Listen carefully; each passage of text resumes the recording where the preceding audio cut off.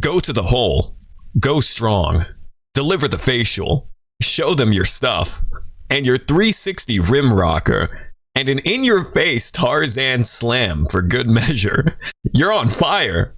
Shatter the glass. Knock them into the stands. This is the NBA, and you're playing NBA Jam. I swear to God, this is the real instruction manual for NBA Jam. Showtime! Instruction manuals are sort of a dying breed. Well, they've been dead for the better half of a decade now. And I'm not going to lament the loss of instruction manuals and strategy guides, even though I do miss them a lot. I mean, we're on the precipice of another gaming breakdown, you know, like a video game crash of 83 sort of situation. So I figured I would take this time to go through some instruction manuals from the 8, 16-bit, and 64-bit era and beyond.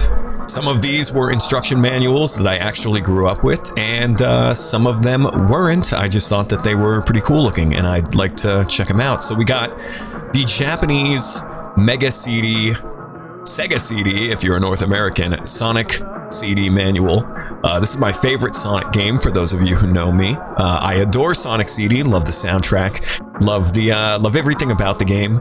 And the North American manual is super boring. It's just in black and white. But the Japanese manual, we've got full color illustrations of Sonic and Amy and Robotnik.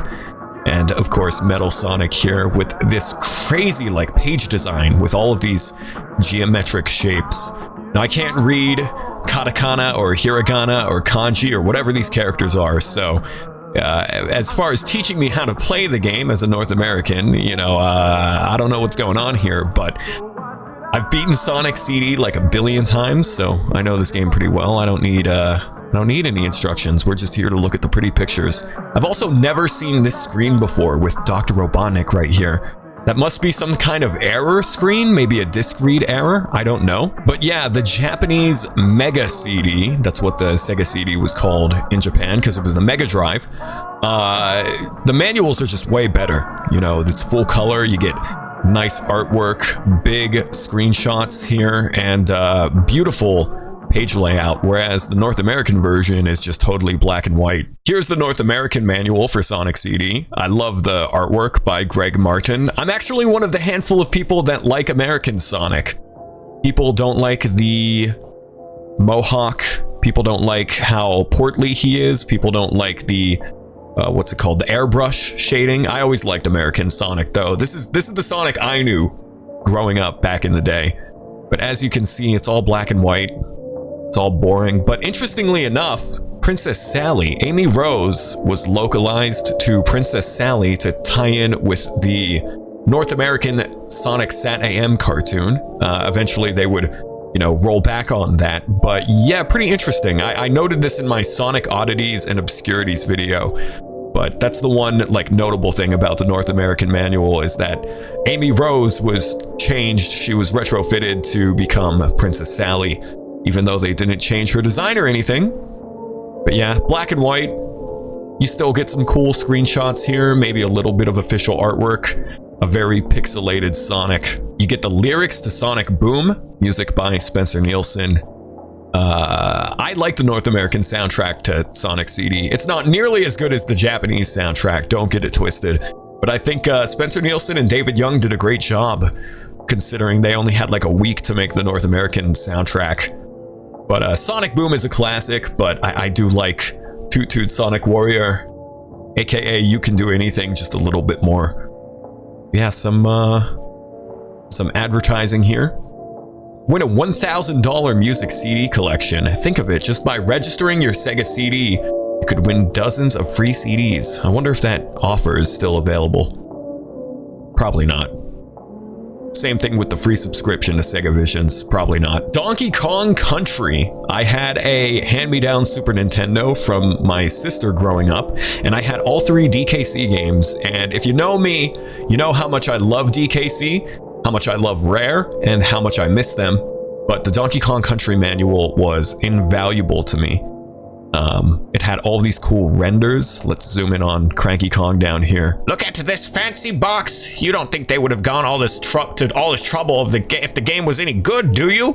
Cranky was just always being self-deprecating, being a little hater. I love the ACM renders from back in the day. Killer Instinct, DKC, Banjo-Kazooie, these plasticky models. I wish they would bring this aesthetic back, man, at least in indie games, because I love Rareware's like pre-rendered ACM aesthetic. It was a dark and stormy night. Get a little bit of lore. This is why Diddy Kong's in a barrel at the beginning of the game. Storms lash the rugged terrain of Donkey Kong Island, home of the famous video game ape and his family and friends. Near Donkey Kong's treehouse, a small monkey named Diddy cowered in fear of the savage lightning, which periodically illuminated the lush, dark jungle that covered most of the island. Donkey Kong had assigned Diddy to guard duty on this awful night, and he was not happy about it.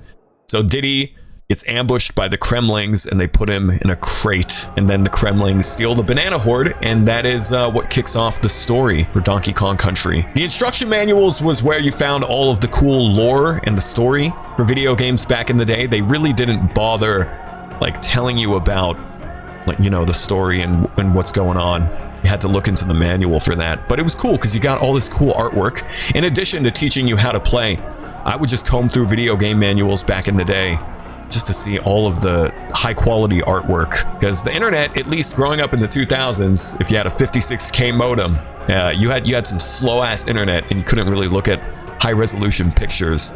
So video game instruction manuals were very, very, very, very necessary if you wanted to view some of this artwork. But yeah, I love Rareware. I love Donkey Kong Country, the whole trilogy. The third game is my favorite, but I love the ACM models. Very cool. Very, very good render of DK right here. Fun fact about Diddy Kong. A lot of you already probably know this, but Diddy was originally supposed to be DK Jr., but his design was so drastically different that Nintendo told Rare, essentially, it told Stephen Greg Mails, like, hey, just make him a new character, make him an original character. And so he became Diddy Kong. Pretty cool. Got some big ass scans, big ass pages with more models and more pre-rendered good. I love this, like, this could be a Twitch emote, Cranky Kong, like bugging out of his mind over there. That genuinely could be a Twitch emote. I love this render of DK. The tire swing, so good. Shoutouts to David Wise, who did the soundtrack along with Robin Beanland and Evelyn Novakovic, aka Evelyn Fisher. And you even get some lore about the environments that you explore, like the underwater levels, which Poisonous Pond is the hardest level in the game, in my opinion. That was the water level of Creme Croc Industries. While the underwater areas of Donkey Kong Country are some of the most beautiful, they're some of the most dangerous. The waters are infested with sharks, piranhas, killer octopi, and stinging jellyfish. Swim with care. Luckily, your animal friend Ungard the swordfish is there to help you.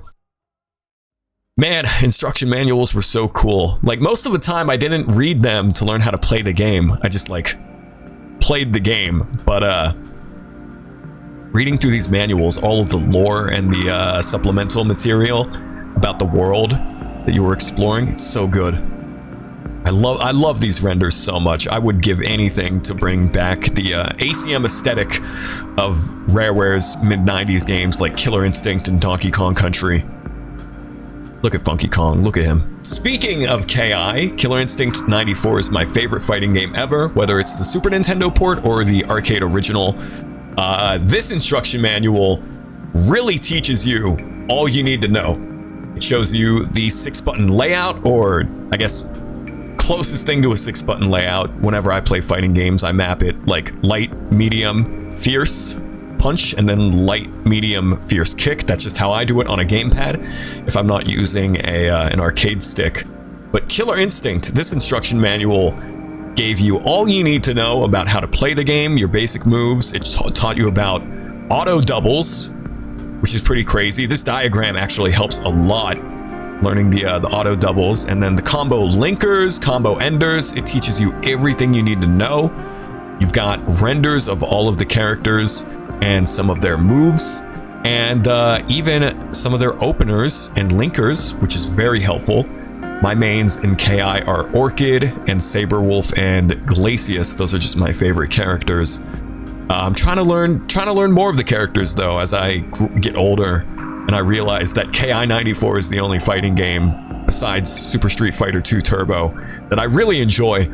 I wish they would port it to Steam, like the arcade version with rollback netcode, or hell, even bring Rare Replay to Steam. It's weird though, Rare Replay did not have Killer Instinct 1. It had Killer Instinct Gold, the N64 port, but not Killer Instinct 1. And I think that's because Killer Instinct used a lot of proprietary arcade hardware that's like really hard to emulate, and that's why it was omitted from Rare Replay. Pretty sure. But yeah, amazing manual. If you're trying to get into Killer Instinct 94, like this teaches you everything that you need.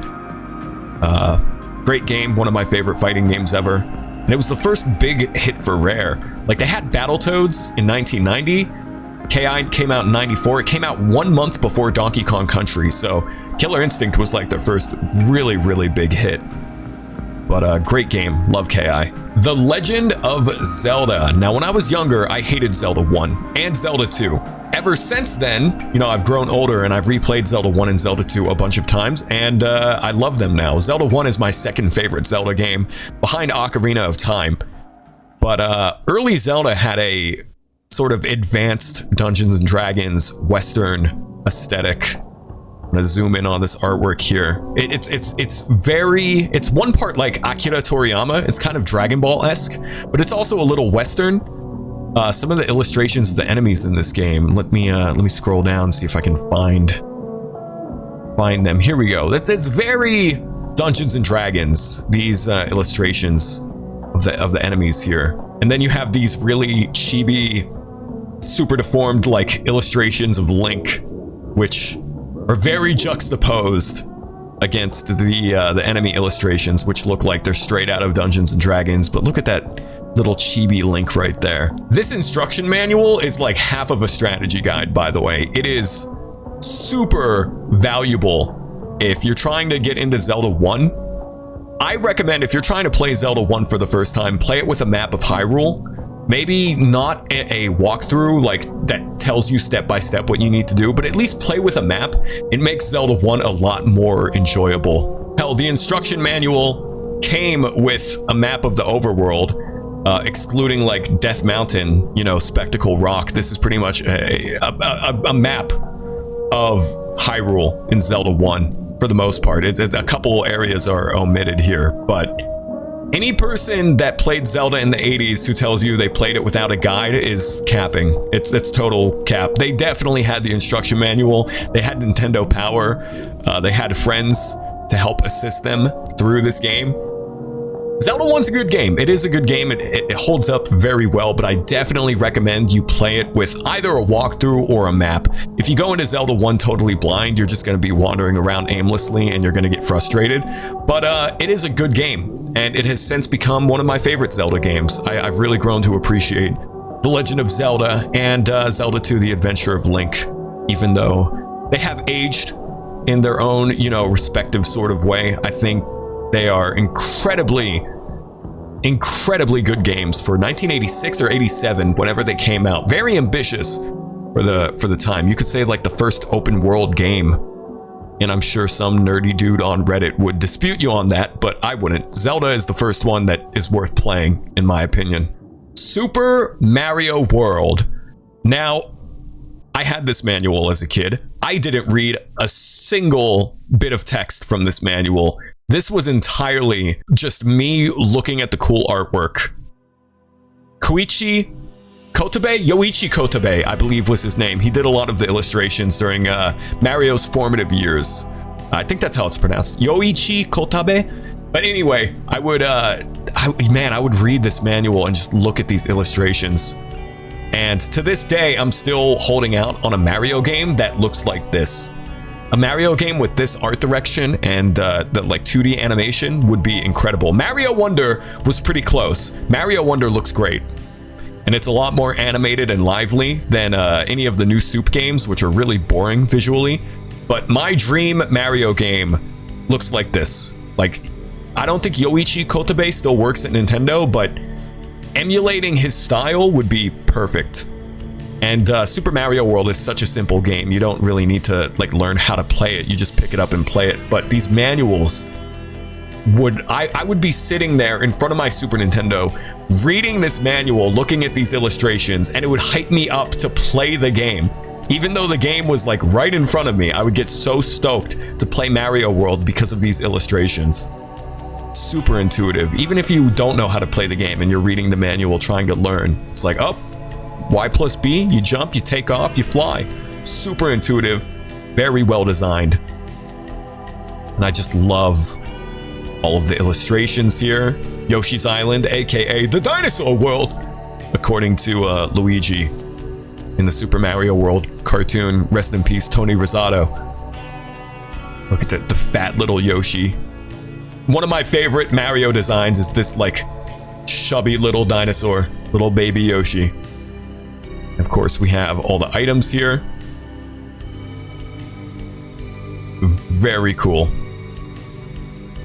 Very cool. Even though this is a mistake. This isn't a Goomba, this is a Galoomba. Amateur hour. Amateur mistake. I always thought the Eries were like ghosts of Yoshi, because they kind of look like Yoshi. And of course, you've got Rip Van Fish.